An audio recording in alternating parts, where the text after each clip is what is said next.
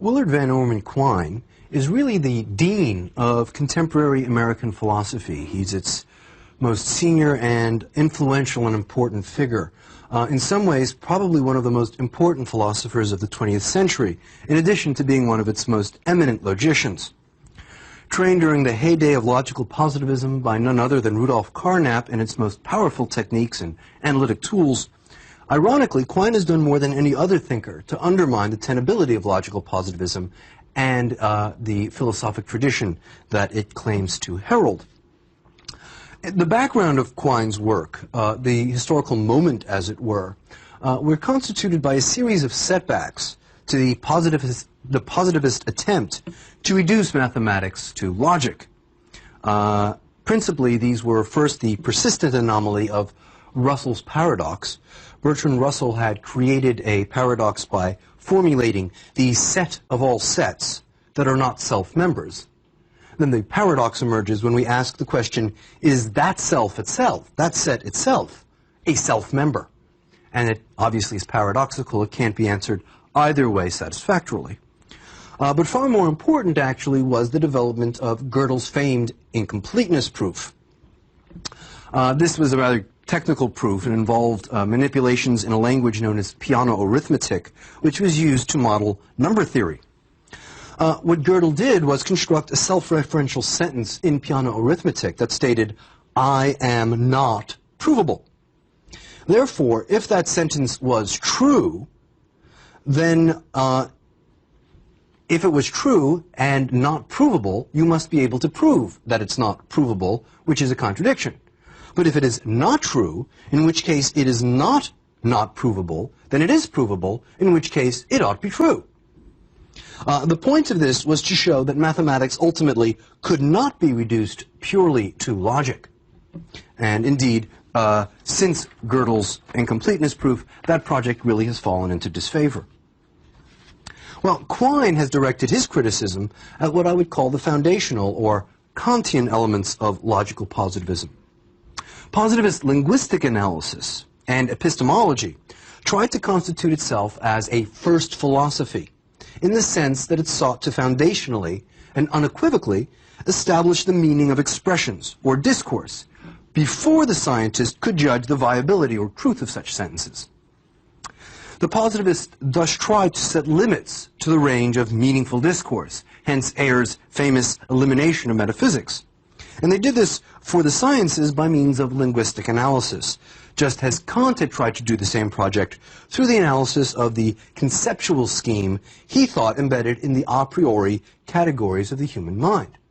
And we could in fact think of the logical positivists as projecting that conceptual scheme that Kant found in the mind into the very structure of language itself. Well, this notion of language and the whole positivist program presupposed a rather peculiar conception, which was that any language or theory possesses a determinate meaning or contains fixed structural and conceptual features. Okay, what we're going to do in this lecture is look at a variety of the ways Quine assaults this position. First, in a very important essay in the text called From a Logical Point of View, called Two Dogmas of Empiricism.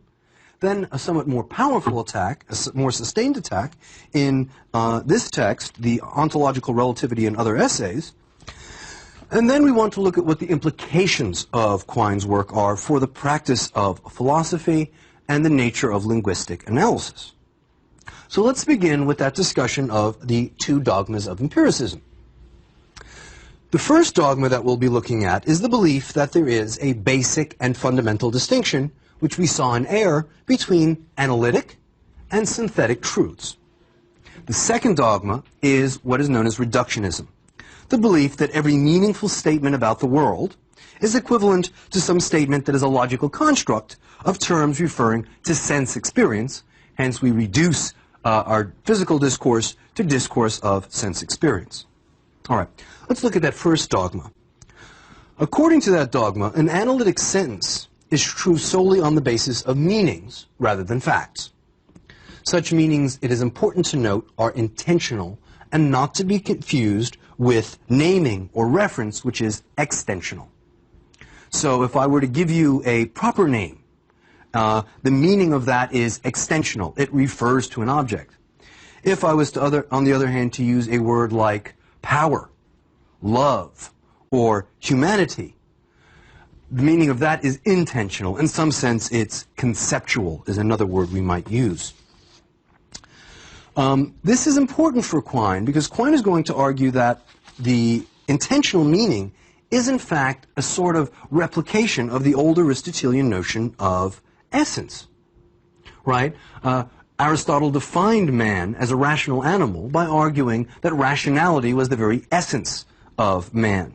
The linguistic philosopher will tell you that man is a rational animal because the intentional or semantic content of the word man is rational animal, as opposed to its extensional meaning, which might be man is a featherless biped. Right? Every human you come across is a featherless biped. All featherless bipeds on this planet are humans, but no one assumes that that's the intentional meaning. That merely has to do with reference. Okay, so let's examine these analytic truths. They fall into two classes. The first class are pure logical truths. Like, take, for example, the following sentence. No unmarried man is married. Okay. The second class, the far more interesting class, is exemplified by another sentence, no bachelor is married. Okay, that's a sentence based on intentional meaning because the intentional meaning of bachelor is presumably an unmarried man. Now, we might be able to argue that we could reduce that second sentence to the first sentence, turn it into a logical truth, by replacing synonyms, i.e. bachelor with unmarried man, and then we would have no unmarried man is married. Thus, the second and critically important class of analytic truths rests on this notion of synonymy, or sameness of intentional meaning. Now, that such terms as bachelor and unmarried man are synonymous by definition is to put the cart before the horse. Right? Because the lexicographic work of dictionaries presupposes the notion of synonymy and applies it empirically to actual usage. We find that people use the word bachelor in the same context that they use the word unmarried man, and hence we define them as synonymous.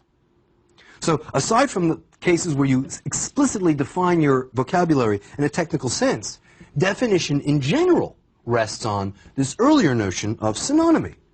So how then do we analyze synonymy? Well, synonymy can't rest on the notion of interchangeability of expressions, because such interchangeability does not distinguish between intentional or cognitive meaning and extensional sameness. And again, we can recur to that case of man is a rational animal and man is a featherless biped.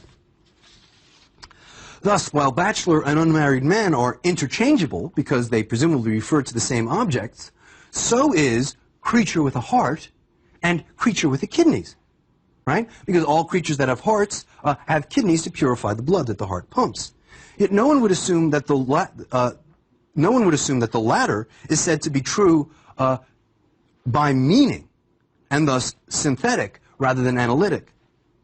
The point being that when we look at that relation between creature with a heart and creature with kidneys, we say that's true based on facts rather than concepts or intentional meaning. And the result for Quine is that synonymy appears to be a dead end. Now, we could pursue analyticity in another direction. Let's say that analyticity is defined as a relation between some sentences and a language or theory. Carnap, in fact, posited so-called semantic rules, especially in the paradigm case of artificial languages, which specify by one means or another all of the sentences which are analytic in L. You could simply list them on a page. The problem with this explanation of analytic is that the word itself is used in the definition, i.e. the semantic rule. If you simply eliminate the word analytic and say the semantic rules specify a certain set of truths in a theory, then we have simply replaced the unexplained word analytic with the equally unexplained phrase semantic rule. Okay. Well, analyticity ultimately is based on the presupposition that there are some sentences in our language which are true and have no factual basis. And while this seems intuitively reasonable, Quine argues that no hard distinction can be drawn demarcating such sentences from their synthetic or factual counterparts. In fact, that such a distinction exists is a dogma or metaphysical article of faith. Okay, let's turn to the second dogma, that of reductionism, which is strongly related to the first and in fact supports it. You'll recall the verification theory of meaning, which stated or presupposed that reductionism could show that statements or expressions are synonymous when they share the same method of empirical confirmation. So the relation between a statement and experiences which constitute empirical confirmation is thus said to be one of radical reduction. We reduce those sentences to the experiences which confirm them. Such reductionism claims that every meaningful expression can be translated into sentences about our sense experience. Now, we've seen this project throughout the history of empiricism. Locke, Berkeley, and Hume all tried to do this on a term-by-term basis. And as John Stuart Mill showed in the 19th century, they failed because not all of our words have straightforward reference. Okay. The logical positivists thought they'd found a solution to this. They realized that a term-by-term basis wouldn't work of such reduction, but perhaps you could do it on a sentence-by-sentence basis, which is why they focused on the unit of the proposition, which corresponds in natural language to the sentence. And the sentence is sort of the linguistic equivalent to a fact. One could think, in fact, of a fact as a sentence-sized description of the world. So, to pursue this project, Rudolf Carnap had tried to characterize or define physical objects in terms of a string of conjoined sentences about sense experience that took the form quality Q is at a particular point instant x, y, z, and t, where x, y, and z refer to your spatial location, and t refers to the time. And if you string enough of those sentences together, perhaps referring to this coffee mug, quality blue, quality warm, quality smooth, is at this particular location at this particular moment, then you would have defined the coffee mug in terms of its sense experiences. But Quine points out something problematic. In that sentence, the locution "is at" remains undefined. And as a result, the project fails. There is no sense equivalent for reducing that phrase "is at." The dogma for us persists in the belief that for any synthetic statement, any empirical proposition, there exists a unique range of sensory experience that would either confirm or disconfirm that sentence. This implies that every sentence stands before the tribunal of truth and experience on its own. Well, Quine rejects this on behalf of what he calls holism.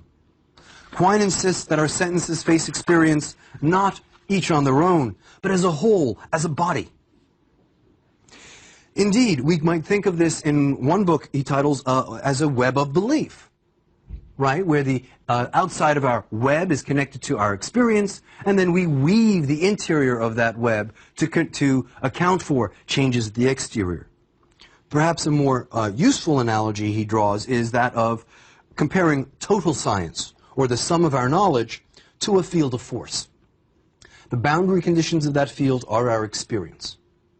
Anomalous experiences force readjustments of the sentences in the field's interior. Nonetheless, the total field is sufficiently underdetermined by its boundary conditions so that any single recalcitrant experience leaves us with a lot of choices as to which of our sentences or beliefs to reevaluate. So when we experience an anomaly, the structure of our sentences, the structure of our belief is such that we have choices as to which of our old beliefs to change. We might think of our logical laws in this analogy as simply those sentences we place at the center of our field. And they are therefore those sentences which we are least likely or desirous to change. But no sentence is ultimately immune to revision. And while we must square the periphery of our field with experience, the chief considerations in doing that, in governing the arrangement of the interior of our field of force or of our beliefs, is the conservation of belief and simplicity, especially of laws. And I would point out that the reason Quine stresses simplicity and conservation of belief is not only to give support to earlier pragmatists like James and Dewey, but also for good Darwinian evolutionary reasons. Simpler explanations are easier to follow. When something goes awry, it is easier to find where the error occurred. Whereas positivists had allowed pragmatic considerations to rule over our choice of synthetic beliefs or scientific theories, right? They never believed that science gave us absolute or logical truth. By destroying that analytic-synthetic distinction, Quine is opting for a far more thoroughgoing pragmatism. He's arguing that pragmatic considerations govern all of our beliefs. And indeed, if we think during the early part of the 20th century, when there was a real debate in physics over the nature of light, whether it was particular or a function of waves, Quine argued that if we hadn't resolved that problem through quantum physics, we might have reached a point where we would have revised our most basic logical law, that of excluded middle. When experiences are sufficiently recalcitrant, we even reweave that very interior of our web of belief. Okay. I want now to turn to really Quine's most powerful attack on positivism, and possibly his masterwork, Ontological Relativity and Other Essays. Now, Quine's thesis is that when we specify the entities in some theory or language, we'll call that the object language, the language that we are attempting to analyze. We do so by translating sentences with those entities into another background theory or language. We'll call that the meta-language, which is richer and more inclusive. And you could think of this in terms of the way you learn a foreign language. That would be the object language. You learn the reference and meaning of the terms in sentences in, say, French, by translating them into sentences in your home language, your meta-language, i.e. English. Okay. Now, we'll see that Quine is going to argue for a twofold ontological relativity, which is to say that the reference or ontological import of an object language, of a language we're studying, is always relative to the meta-language it is translated into. In our case, the meta-language of last resort is our home language, good old vernacular English. So the fundamental entities of an object language will depend on the meta-language we translate it into, and also the perspective we take in that language. We might think of this meta-language then as serving as a sort of conceptual coordinate grid for interpreting the object language. Let's look at this in the case of what Quine calls radical translation, which is the translation of a language of which we have no experience. And what Quine wants to demonstrate is that in such a case, translation will always, in some sense, be indeterminate. So take the case of a field linguist who finds a community of people who have never been discovered before. And they speak a completely new and hitherto unmapped or translated language. How do we tap into that language? Well, Quine argues we probably begin with observation sentences, sentences whose truth depends on the moment of observation, such as, I am currently walking along this podium, or I am currently holding this coffee mug up. That sentence is true on the basis of observation. So we're with our tribal peoples, and we see a rabbit go by, and our host points to it and says, Gavajai, Gavajai. So we've tapped into our language. We found the first term. Gavajai means rabbit. Or does it? Quine's point here is that that is assuming they have the same ontological structure that we do. In English, we think of the world as made up of three-dimensionally extended objects in time. But perhaps they don't. Perhaps their interest is not in complete animals themselves, but rather in the parts of animals. Okay? They perhaps sell parts of animals to other groups. So what they might actually mean is, Gavajai, there goes an undetached rabbit part. Well, we have a way of solving that. We take the rabbit. We have to learn, first of all, the logical particles or participles of the language. And we point to one ear and say, Gavajai. Point to the next ear and say, same Gavajai. If they say no, we know that it is undetached rabbit parts. If they say yes, we know that they're not referring to undetached rabbit parts, and therefore we finally do know that Gavagis are rabbits. Or are they? There's another possibility. Suppose these are a people whose fundamental philosophy is Heraclitean. They're a process people, which is to say they don't believe in three-dimensionally extended objects. They believe in spatio-temporal slices. So what they mean when they say Gavagi is, there goes a spatio-temporal rabbit slice. Or better yet, it's rabbiting over there. Lo, it rabbiteth. Okay. So how do we know the answer to what they're referring to? Such translation, Quine argues, and all translation, in fact, hinges on choices of analytic hypotheses for translating the new language into our familiar idiom. But such analytic hypotheses are always underdetermined by the facts of linguistic behavior, both among the speakers of the new language and also by the underdetermination of the distinct analytic hypotheses that we have produced. We could produce equally consistent but contradictory analytic hypotheses that might produce equally effective manuals of translation. You define Gavagi as undetached rabbit part. Someone else defines it as spatiotemporal rabbit slice. A third defines it as our good old-fashioned rabbits. Which is right? What does our cagey linguist say? And Quine's great quip here is, a cagey linguist is a caged linguist. You can't actually find the answer to that question, nor do you need to. What you need is an effective manual of translation, which means that when you want a rabbit, you'll get one. And either of those three options of translating Gavagi will get you a rabbit by using the word Gavagi when you want one. And in fact, we could think of this in less radical situations. In some of the languages we're associated with, take for example French.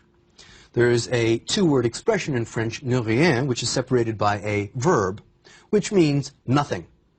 Or does it? We could also define it as two separate words, where ne means not, and rien means anything. And therefore, ne rien would come out again to mean not anything or nothing. Well, which is right? Quine's point is it makes no difference. As long as you can use it in a sentence speaking to a Frenchman and be understood by him, which is to say get whatever you wanted done, get the correct response, then they practically mean the same for you. In Japanese, for example, there's another strange locution where we would say 5 cattle or 5 cows.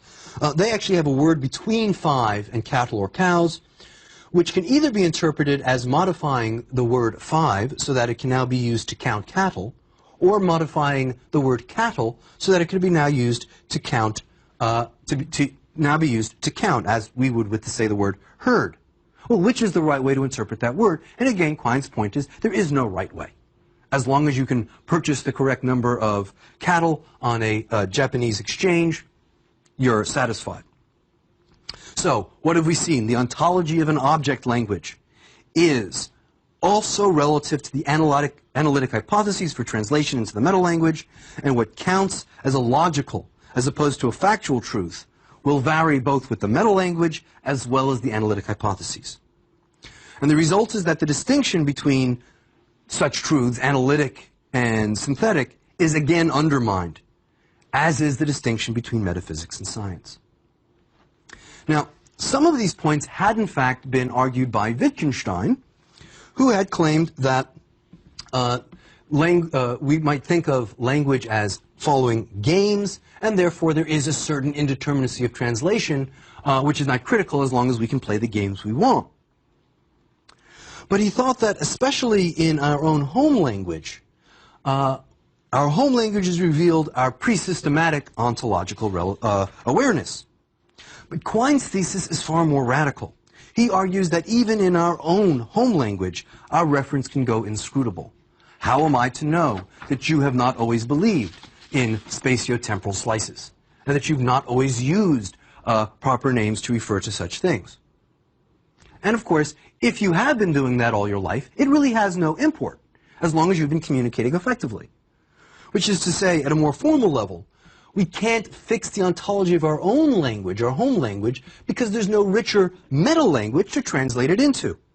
There's no larger conceptual coordinate grid to map the sentences of our own home language onto.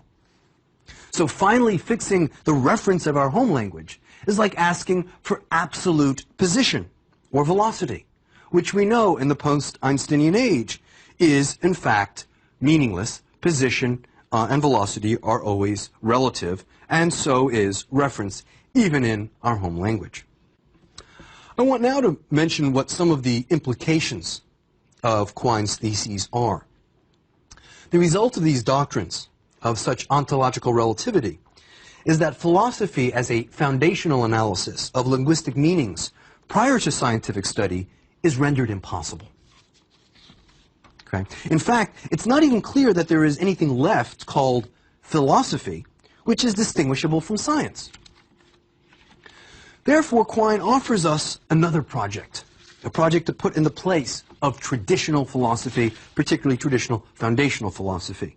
And that is one which immediately brings to mind John Dewey. It is a project he calls epistemology naturalized, very similar to Dewey's naturalistic epistemology. This is an empirical study, a scientific study, of how a particular species, Homo sapiens sapiens, uses its symbolic systems to erect scientific theories and explanations. Such a theory or such a practice would obviously have connections to a whole host of different disciplines. And in this way, philosophy would not be a sort of judge standing above the other disciplines and criticizing them, describing what is and what is not valid. It would instead be a sort of handmaid running between the disciplines, drawing on the insights of each. To engage in an epistemology naturalized would mean understanding experimental psychology and showing how it relates to such phenomena as the sociology of science that we find in Thomas Kuhn's, the sociology of knowledge that we find in perhaps other figures like the late Alvin Gouldner.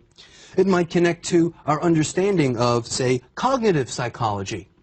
It might relate to, as well, a whole host of other humanistic and scientific disciplines. It's also worth noting that such an account of epistemological account, naturalistic one, of how humanity builds up its own species, it builds up its knowledge, I should say, would have to account for itself, as well as the rest of our beliefs. Presumably, it would search for causal connections between language and the non-linguistic parts of the environment. I say non-linguistic because such a conception assumes that language is not a medium of representation that stands above the world. It is, in part, a piece of the world. Perhaps the most critical piece of the world in our cultural evolution. So what have we seen? We've seen first that fundamental distinction between analytic and synthetic that Kant had championed, that had served as the basis for a foundational understanding of philosophy that could prescribe for us before analysis what science and truth consists in, is no longer tenable. We've also seen that traditional Oxford-style linguistic analysis, a way of understanding the structure of the world by finding it as replicated in the norms and syntactical rules of our language, will not produce for us any metaphysical insight, precisely because such interpretation is always ontologically relative. What we're left with is a conception of philosophy which is clearly empirical, is clearly cross-disciplinary, and is clearly naturalistic. One might, in that sense, think of Quine as taking the entire Anglo-American tradition of empiricism and naturalizing it, of bringing it to a certain fruition and closure, and leading it forward in a project which presumably is deeply evolutionary and connected to our biological understanding of ourselves as a distinct, knowing, cultural species.